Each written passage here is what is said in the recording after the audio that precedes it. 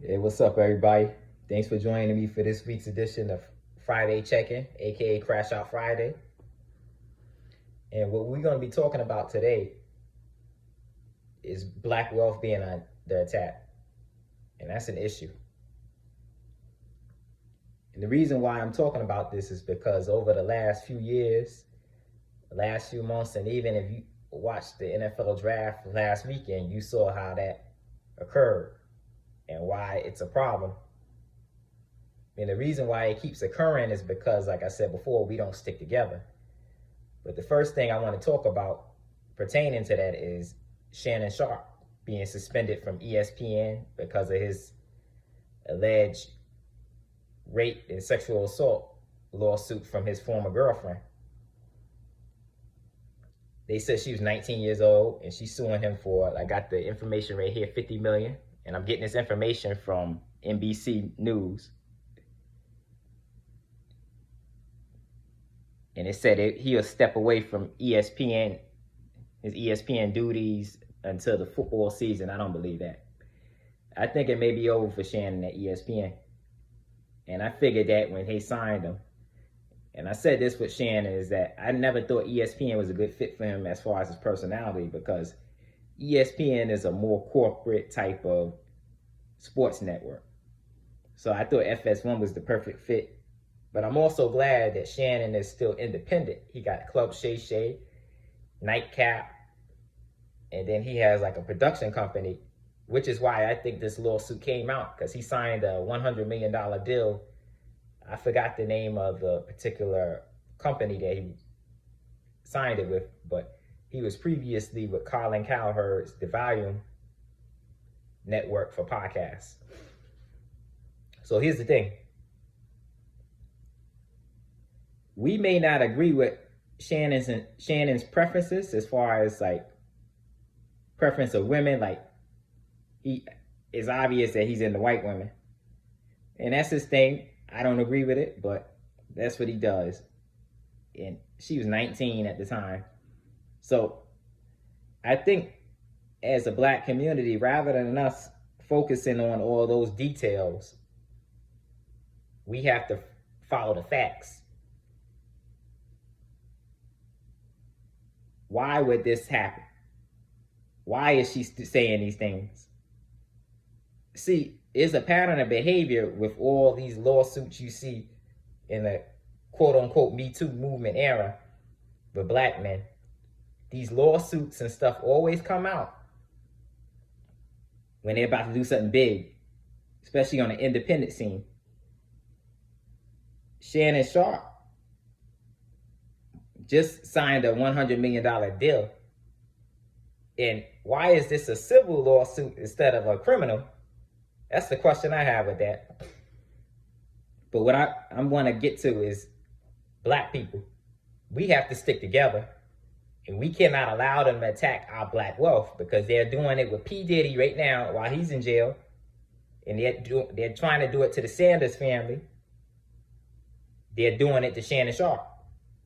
And they try to with Bill Cosby too. We have to stop getting jealous and stop hating on the other ones and saying, well, oh, I don't like this person, so yeah, they deserve to be in jail, this and that. Follow the facts. Stop listening to what mainstream media is telling you, and you start looking into stuff yourself. Read the reports on these things. Make your own assumption. And see, this is why I created this channel, because we got to stop relying on legacy media to give us our information.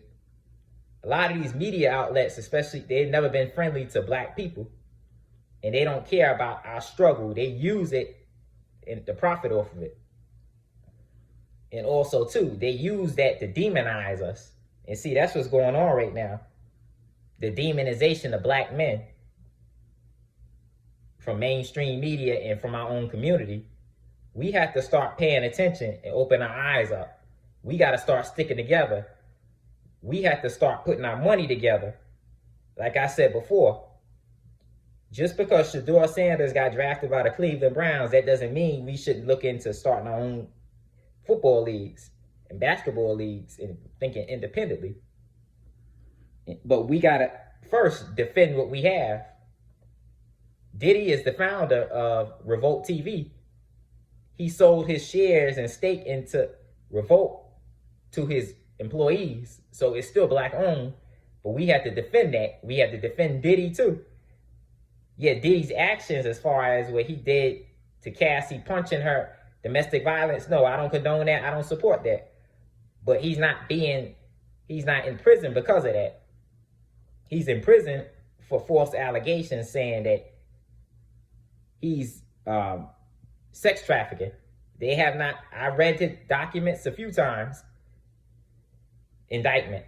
I've read that a few times and I have not seen a word where it proves that he is involved in sex trafficking. So we got to stop that.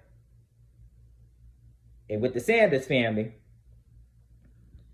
why are these coons on TV saying, well, he didn't do this with the workout, or he was arrogant, he's cocky, that's why he should have failed, or he's Deion's son.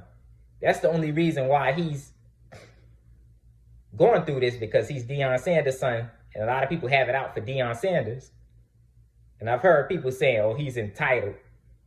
He's acting like an entitled brat. This is what we don't understand. When we get wealth, and you get in a certain predicament, you are entitled to certain things, just like the white man has. But black people, we always want to hate on each other. When you get to a certain status, you are entitled. And that's where our wealth comes from, because we are building it from the ground up. And it's strength in numbers. We have to back our wealth up, just like the United States has to back up its wealth by gold, but it's backed by the American dollar now. That's a subject from another day. But if we don't defend our wealth and start building on it and start protecting it, we won't have nothing. We only have 1% of it. And that's the same that we had from the post-Civil War going into Reconstruction. And we lost what little we had during the Civil Rights Movement, because we want white acceptance. And that's not good. So what I'm telling you to do is we have to stick together. We have to rebuild institutions and get back what we lost and support one another, and we can move forward. But we have to stop allowing these coons on the TV to dictate to us what we are and who we are. And we got to stop letting the white man tell us what to do and start thinking for ourselves. We got to start reading, doing the research. We can't keep allowing them to do this to us.